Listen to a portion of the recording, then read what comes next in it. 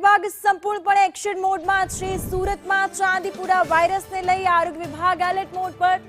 આરોગ્ય મંત્રી પ્રફુલ્લ પાનસુરિયાનું નિવેદન સામે આવ્યું। ચાંદીપુરા વાયરસને લઈ હવે તંત્ર એક્શન મોડમાં। સેન્ટ ફ્લાયથી ફેલાતા વાયરસે 3 બાળકોના જીવ લીધા। અફવાઓથી દૂર રહેવા માટે તંત્રની અપીલ છે। લક્ષણો દેખાય તો તાત્કાલિક હોસ્પિટલ જવા તંત્રએ અપીલ કરી। 61 અસરગ્રસ્ત ગામોમાં આરોગ્ય ટીમ દ્વારા સર્વે કામગીરી શરૂ કરાઈ છે। તો બાળરોગ નિષ્ણાતોને શંકાસ્પદ કેસના નિદાન માટે સૂચના પણ આપી દેવાઈ। ચાંદીપુરા વાયરસના જે પેશન્ટો જે દીકરાઓ બાળકોને દાખલ કર્યા હતા એમાં 2 બરોડા ગોધરાથી દાખલ કર્યા હતા।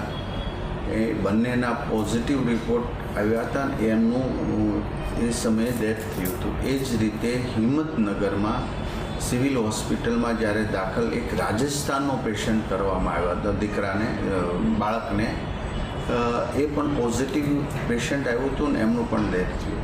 તો ચાંદીપુરા વાયરસથી અત્યાર સુધીમાં 3 બાળકોના ડેથ થયા છે અને એક બાળક વિસનગરનું છે જેને અમે વડનગર હોસ્પિટલની અંદર દાખલ કર્યું છે જે પોઝિટિવ છે।